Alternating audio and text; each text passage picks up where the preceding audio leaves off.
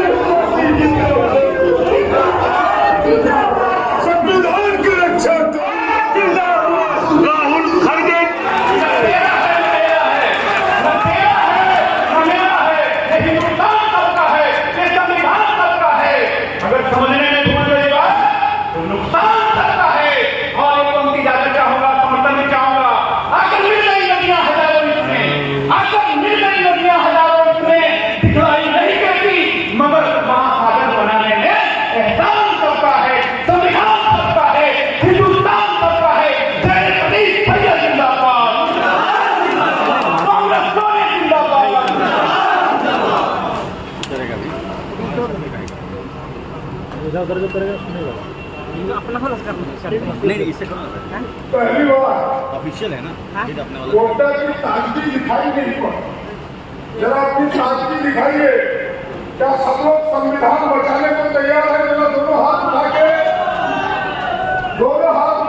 तकबीर उठा के तो मेरे साथ बोलिए, कांग्रेस पार्टी जिंदाबाद।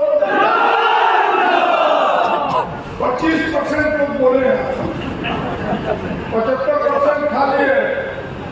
कांग्रेस पार्टी जिंदाबाद। 60%, 100% डाल चलिए इस बार। कांग्रेस पार्टी जिंदाबाद।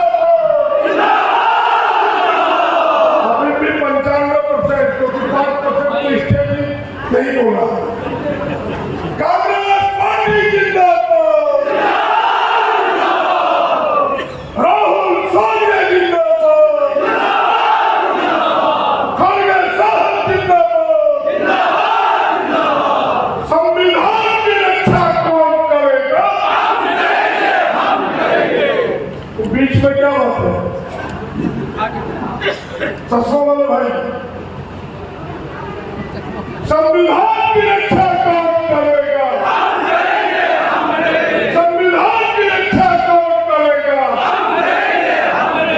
संविधान की रक्षा कौन करेगा? बहनों भाइयों, आदरणीय अध्यक्ष जी, हमारे सह प्रभारी डॉक्टर शिवेला जी,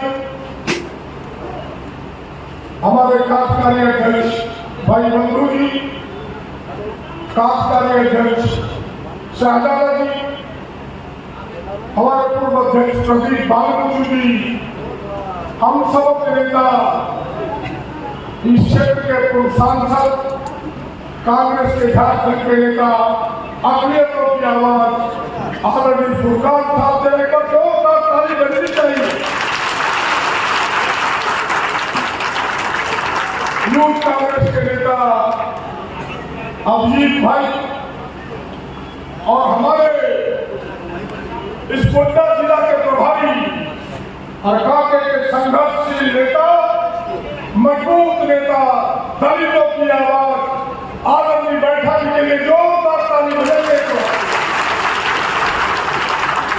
यहाँ मंच पर हमारे समस्त नेतागण, हमारे आदरणीय अध्यक्ष जी, जिला की पूरी टीम जिसने बड़ी मेहनत की है, बड़ी मशक्कत की है और एक जोरदार रही, विगत 5 वर्षों में इतनी जोरदार रही किसी पार्टी ने नहीं निकाली होगी जितना कांग्रेस के जनों ने निकाला है। पूरे टीम के लिए जोरदार सबकी तालियों को मजबूत करेगा, शाबाशी ने मिलनी ही चाहिए।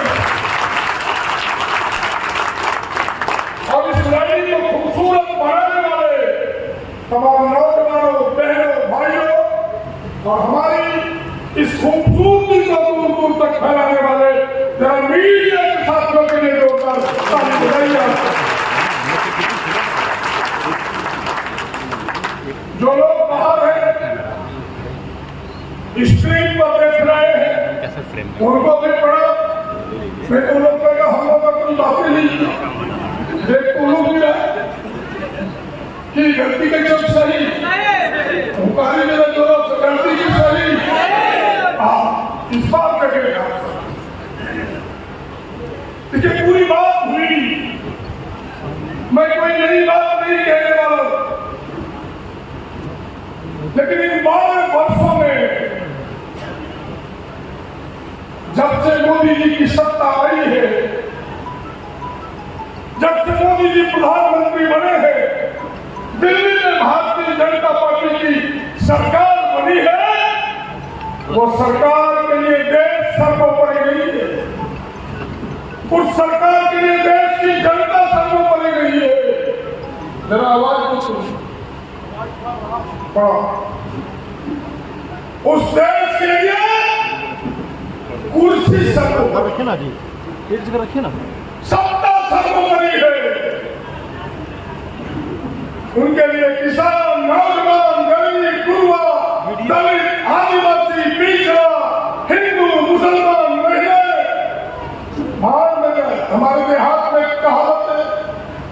दिया पुता को मारना तो अपना पेट भरने दो। कहानी होगी।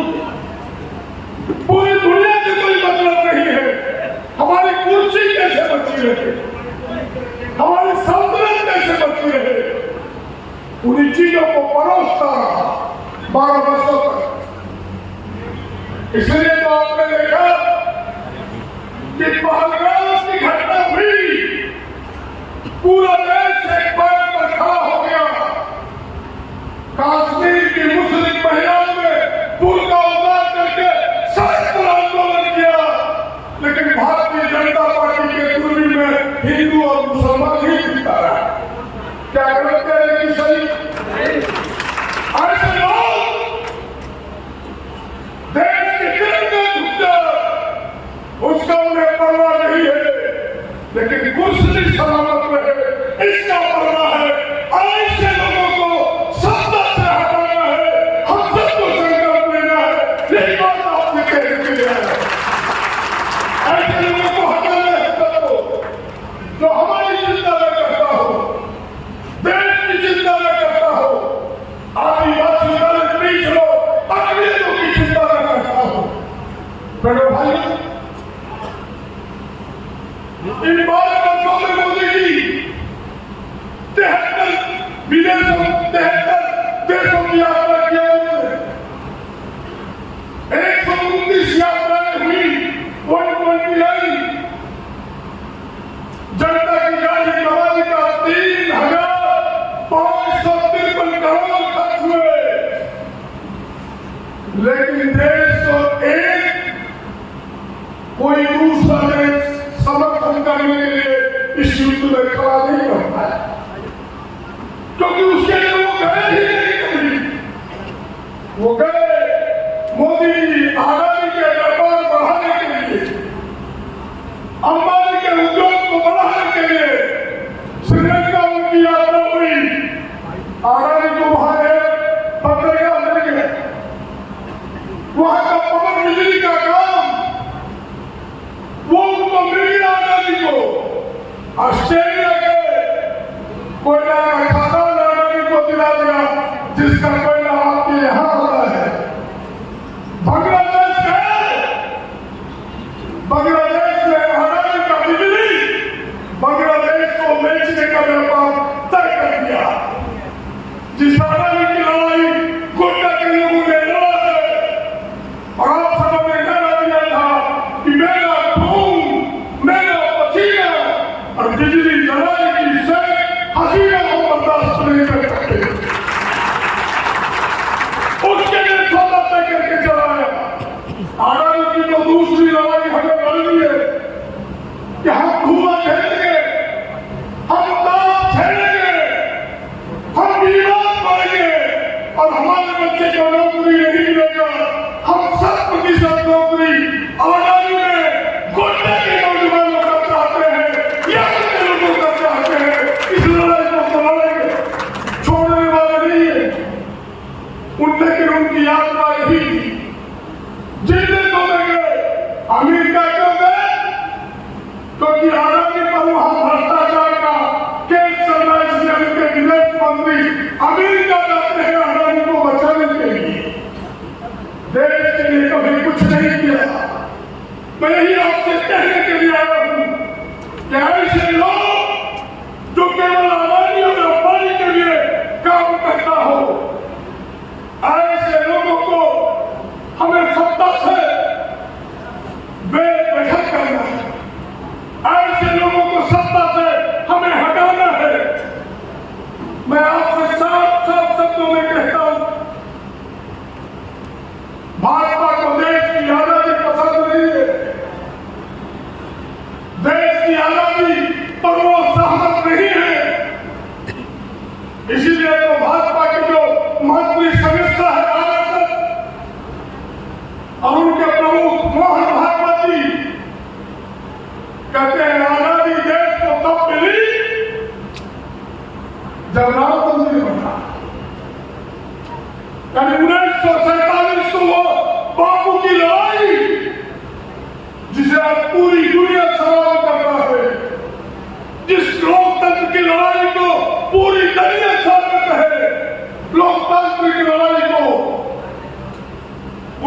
को झुठलाना चाहता है। मैं पूछना चाहता हूं इस मंच से, भाजपा के लोगों से, आरएसएस के लोगों से कि बताओ, जो तुम जो इन झूठे चीजों को परोसते हो, क्या इस संघाल पर एक सिद्धो करो, चांद भारत फूलों धारों में जो लड़ाई लड़ी आजादी की, कुर्बानियां दी आजादी की लड़ाई के लिए हजारों आदिवासियों ने, क्या वो कहानी झूठी है? क्या भगत सिंह फांसी के फंदे को हंसते हंसते जो चूमा, अशफाक उल्लाह ने फांसी के फंदे को जो हंसते हंसते चूमा, क्या वो तस्वीर झूठी है? उनसे पूछिए कि चंद्रशेखर आजाद जिसने कसम खाया था कि हम मरेंगे तो हिंदुस्तान की गोली से मरेंगे, अंग्रेजों की गोली से नहीं मरेंगे, क्या वो कसम झूठी है? मेरे भाइयों, उन्हें इतिहास को रचना चाहता है, आजादी की लड़ाई को झुठलाना चाहता है, यानी बापू को झुठलाना चाहता है। दूसरी तरफ बाबा साहब को गाली देता है, देश का गृह मंत्री राज्यसभा में गाली देता है, तौहीन करता है। कितनी बार अगर बाबा साहब का नाम लेते हो, उतनी बार भगवान का नाम लोगे तो स्वर्ग चले जाओगे। ये बाबा साहब का अपमान नहीं है, 130 करोड़ देश के गरीब लोगों का अपमान है, संविधान का अपमान है। ऐसे लोग आपको कुछ दे नहीं सकता, आपको लड़ना होगा। एक लड़ाई तो हमने जीती है, जो राहुल जी ने संघर्ष प्रारंभ किया जाति जनगणना का।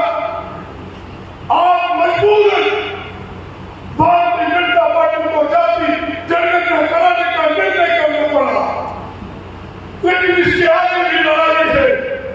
राहुल जी ने कहा है कि ये जो 50% आरक्षण की सीमा है, इस आरक्षण की सीमा को भी तोड़ेंगे और जिसकी जितनी संख्या भारी उसकी उतनी हिस्सेदारी दिला के रखेंगे। इस लड़ाई को भी हमें लड़ना है, इस लड़ाई के लिए हमें कमर कसना होगा। ये संविधान की लड़ाई है और जब तक कांग्रेस आई सत्ता में, संविधान को मजबूत करने का प्रयास किया। जब तक भारतीय जनता पार्टी आई, संविधान को कमजोर करने का प्रयास किया। 2014 में पहली बार जिसकी चर्चा अभी प्रदीप बाबूजी कर रहे थे, शाहजहां जी कर रहे थे कि भाई इन्होंने कानून को कमजोर किया। आप याद कीजिए, 2013 में कांग्रेस की सरकार, मनमोहन जी की सरकार ने किसानों के हित में भूमि अधिग्रहण कानून बनाया। उसको 2014 में आते ही मनमोहन सिंह ने कमजोर करने का प्रयास किया और सबसे बड़ा कि किसानों की सहमति चाहिए उसे हटाने का प्रयास किया, 14,000 को कम करने का प्रयास किया। तो राज्यसभा में उनका बहुमत नहीं था, देश की जनता सड़क पर उतर गई, वरना पासा पलट गया होगा, आजादी के पक्ष में निर्णय हो गया होगा। पहला संशोधन भी संविधान में हुआ तो देश के हित में हुआ, गरीबों के हित में हुआ। कांग्रेस ने 1951 में किया, वो पहला संशोधन था जमींदारी प्रथा को समाप्त करने का, गरीबों के बीच जमीन को समान रूप से वितरण करने का, सरकारी नौकरियों में सामाजिक और शैक्षणिक रूप से पिछड़े लोगों की भर्ती करने का। भारतीय जनता पार्टी जब आई, आरक्षण पर ही सवाल उठने लगा। 1989 में आदिवासियों के हित में, दलितों के हित में आदिवासी हकन atrocity act, ST-SC atrocity act बना, कठोर कानून के प्रावधान थे। भारतीय जनता पार्टी ने 2018 में उसे बदलने का प्रयास किया। देश के आदिवासी दलित सड़क पर उतरे, मजबूरन भारतीय जनता पार्टी को कदम पीछे करना पड़ा। देश गवाह है, देश का इतिहास का पन्ना गवाह है कि भारतीय जनता पार्टी किसानों के हक को छीनना चाहता है, दलितों के हक को छीनना चाहता है, आदिवासियों के हक को छीनना चाहता है। और सबसे बड़ी बात, जो देश की धरती बेचता है, जो सबसे खूबसूरती है, जिससे कमक आती है, महक आती है, जिन नाम को हमने आज सड़कों पर गूंजा है कि हिंदुस्तान के 4 सिपाही, हिंदू, मुस्लिम, सिख, ईसाई, उसे वो तोड़ना चाहता है। ऐसे मजहबी लोगों को मेरे कम करना होगा। मुझे याद आता है वो गाना जो मैं बार बार भाषण में कहा करता हूं कि चिंगारी यदि भर गए तो सावन उसे बुझाए, और सावन ही आग लगाए तो उसे कौन बुझाए। मेरे भाइयों, क्या तो सरकार ही आग लगाना चाहती है, इसलिए लंबी चौड़ी बात न कहते हुए मैं एक बार आपसे विनती करने के लिए खड़ा हूं, और वो विनती यह है कि ऐसे कुर्सी की चिंता करने वालों को, सत्ता की चिंता करने वालों को अब उन्हें जगह नहीं है कुर्सी के लिए देश की सत्ता पर। और इसकी लड़ाई, जैसा फुरकान साहब ने कहा कि कांग्रेस ही ईमानदारी पूर्वक लड़ सकती है, इसलिए कांग्रेस के तमाम समर्थकों, संविधान पर विश्वास करने वाले तमाम लोगों, लोकतंत्र और जनमत पर विश्वास करने वाले बहनों और भाइयों, हिंदू और मुसलमानों की गंगा जमुना की एकता पर विश्वास करने वालों तमाम बहनों और भाइयों, कमर कसो, संकल्प ले लो, मुट्ठी बांध करके एक बार कांग्रेस जिंदाबाद, राहुल गांधी जिंदाबाद का नारा बुलंद करो। यही आज की आवश्यकता है, यही समय की मांग है। और इन्हीं चंद बातों के साथ ये संविधान की बचाने की लड़ाई छोटी मोटी लड़ाई नहीं है, एक बड़ी लड़ाई है। हर कदम पर संविधान की तौहीन हो रही है, हर कदम पर संविधान को कमजोर करने का प्रयास हो रहा है। इसलिए तो आपने देखा उनके मंत्री, जिसको पूरी दुनिया ने सलाम किया पहलगाम की घटना के बाद, कर्नल सूफिया कुरैशी को, जिसने अपने बम के धमाकों से पाकिस्तान की कमर तोड़ दी, उसको भी आतंकी का बहन कहता है।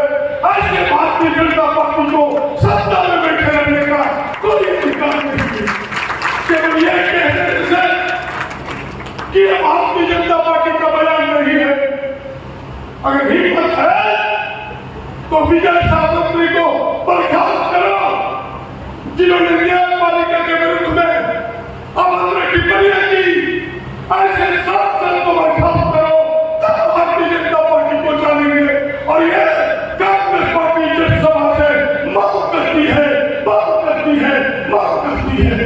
इसलिए मेरे भाइयों, मैं फिर से एक बार आपकी ताकत पर, आपके सहयोग से गर्जने के साथ कह सकता हूं कि संविधान की लड़ाई आदरणीय राहुल गांधी के नेतृत्व में, केशव जी के नेतृत्व में, के राजू के नेतृत्व में, बेला जी के नेतृत्व में, बहादुर के नेतृत्व में, प्रदीप बाबू के नेतृत्व में, फुरकान साहब के नेतृत्व में, सादा के नेतृत्व में, अभिजीत भाई के